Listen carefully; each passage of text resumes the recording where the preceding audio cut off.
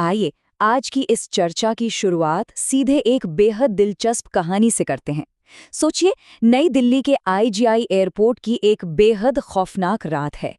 तेज हवाएं, चमकती बिजली और मोहन नाम का एक ग्राउंड स्टाफ मेंबर, जो कुछ ऐसा खोजने वाला है जो साबित करता है कि कुछ कहानियों को भूल जाना इतना आसान नहीं होता। उस खौफ की जरा कल्पना कीजिए।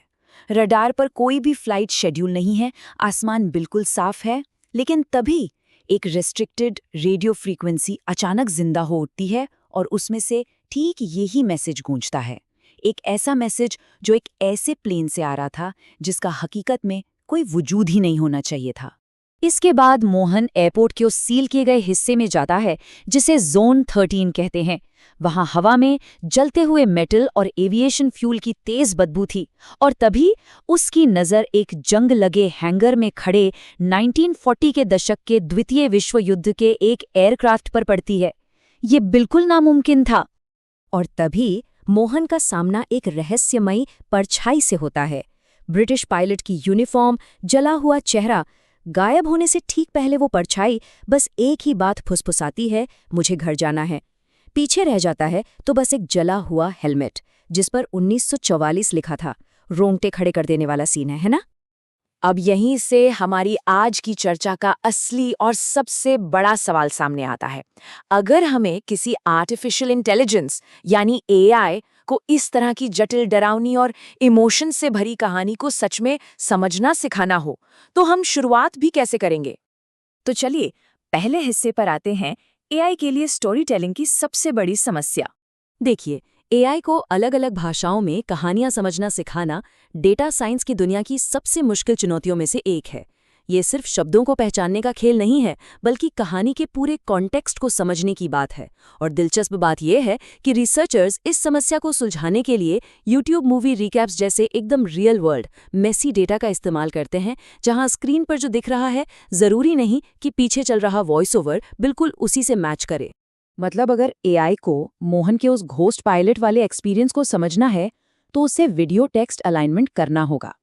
इसे ऐसे समझिए जैसे एआई को एक बहुत ही उलझी हुई पहेली सॉल्व करनी है, जहां उसे कारण और परिणाम के बीच का कनेक्शन खोजना है और कहानी के लंबे कॉन्टेक्स्ट को गहराई से याद रखना है।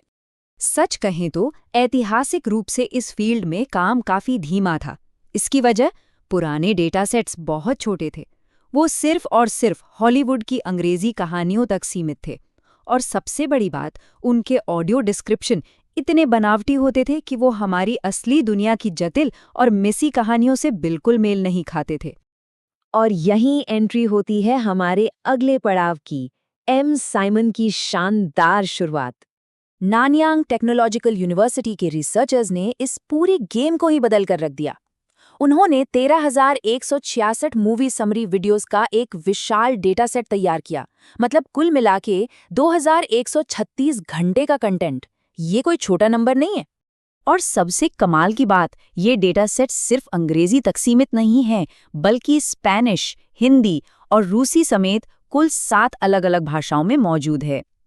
इतने सालों से एआई में जो कल्चरल और लिंग्विस्टिक डाइवर्सिटी की भारी कमी थी ना, ये डेटा सेट सीधे उस कमी को पूरा करता है। अब हम सब जानते हैं कि YouTube के ऑटो जनरेटेड ट्रांसक्रिप्ट्स कितने अजीब और गलत हो सकते हैं। इसीलिए रिसर्चर्स ने प्रोफेशनल्स को काम पर रखा। सोचिए, उन्होंने मैन्युअली बैठकर 101.5 घंटे के वीडियो के लिए एक-एक वीडियो टेक्स्ट अलाइनमेंट को टैग किया। इससे जो डेटा तैयार हुआ वो अपने आप में एक गोल्ड स्टैंडर्ड बेंचमार्क है। अगर हम अपनी उसी घोस्ट पायलट वाली कहानी को इस बेस एआई मॉडल में डालें तो ये 3 स्टेप्स में काम करेगा। पहला, इसका विजुअल एनकोडर उस पुराने हैंगर की तस्वीरों को एनालाइज करेगा। दूसरा, टेक्स्ट एनकोडर हिंदी के वॉइस ओवर को समझेगा। और तीसरा, एक खास एल्गोरिदम का इस्तेमाल करके ये देखेगा कि कौन सा सीन किस लाइन से बिल्कुल परफेक्ट मैच कर रहा है। ठीक वैसे ही जैसे वो भूतिया प्लेन और लेफ्टिनेंट बेल की खौफनाक कहानी थी, ये एआई रियल वर्ल्ड की इंटेंस घटनाओं को, जैसे कि इन असली एविएशन हादसों को, सीधे उनके लिखित डिस्क्रिप्शन से जोड़ना सीखता है। चलिए अब आगे बढ़ते हैं और देखते हैं कि सांस्कृतिक बारीकियों यानी कल्चरल नुआंसेस को डिकोड करने का क्या मतलब है। देखिए, कहानियां सिर्फ डेटा का ढेर नहीं होती, वो हमारी संस्कृति की पहचान होती हैं। रिसर्च का ये हीट मैप बहुत ही खूबसूरती से दिखाता है कि स्पेनिश और पुर्तगाली जैसी मिलती-जुलती भाषाओं के बीच एआई बड़ी आसानी से नॉलेज ट्रांसफर कर लेता है। लेकिन वही एआई जब हिंदी और चीनी जैसी एकदम अलग भाषाओं के बीच तालमेल बिठाने की कोशिश करता है, तो उसके लिए ये काफी मुश्किल हो जाता है। एक और कमाल की चीज सामने आई जब रिसर्चर्स ने इन 7 भाषाओं की फिल्मों की थीम एनालाइज करने के लिए चैट जीपीटी का इस्तेमाल किया, तो उन्हें कहानियों में गजब के कल्चरल डिफरेंसेस मिले। ये डिफरेंसेस साफ बताते हैं कि दुनिया के अलग-अलग हिस्सों में हम किस तरह की कहानियां सुनना और सुनाना पसंद करते हैं। उदाहरण के लिए दोस्ती और परिवार जैसे विषय तो पूरी दुनिया में पसंद किए जाते हैं, लेकिन रूसी मूवी समरीज में अलगाव या आइसोलेशन की थीम बहुत ज्यादा उभर कर आती है। वहीं दूसरी तरफ चीनी फिल्मों में पर्सनल आइडेंटिटी या अपनी पहचान के मुद्दे पर काफी कम फोकस दिखता है। इससे बिल्कुल साफ हो जाता है कि ग्लोबल कहानियों को सही मायने में समझने के लिए एआई को कितने डाइवर्स डेटा की जरूरत है। तो नतीजा क्या निकला? जब इस विशाल बहुभाषी डेटा को इंसानों द्वारा की गई एकदम सटीक मैन्युअल टैगिंग के साथ मिलाया गया, तो एम सिमोन मॉडल ने कमाल कर दिया। इसने वीडियो टेक्स्ट अलाइनमेंट के पिछले सभी state of the art benchmarks को 15.7% के भारी मार्जिन से पीछे छोड़ दिया। मतलब ये कोई छोटी मोटी जीत नहीं, बल्कि डेटा साइंस की दुनिया का एक बहुत बड़ा ब्रेक थ्रू है। और फाइनली बात करते हैं नैरेटिव्स के भविष्य की। कंप्यूटेशनल स्टोरी अंडरस्टैंडिंग में आई इस विशाल छलांग का हमारे फ्यूचर के लिए आखिर क्या मतलब है?